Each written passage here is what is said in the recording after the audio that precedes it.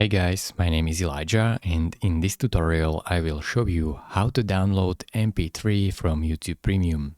First, click on your profile picture and then click on YouTube Studio.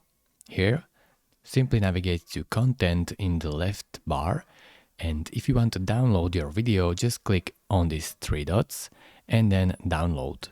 Now I will show you how to convert it into MP3.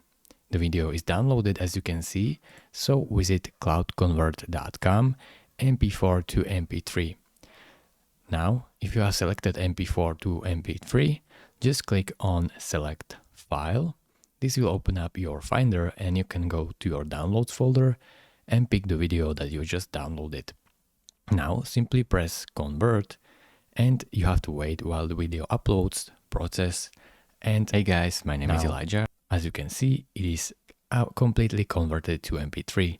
Just press download, and now when I open my downloads folder, you can see that I have MP3 version of this video right here. Hey guys, my name is Elijah. It is really this simple. Thank you very much for watching.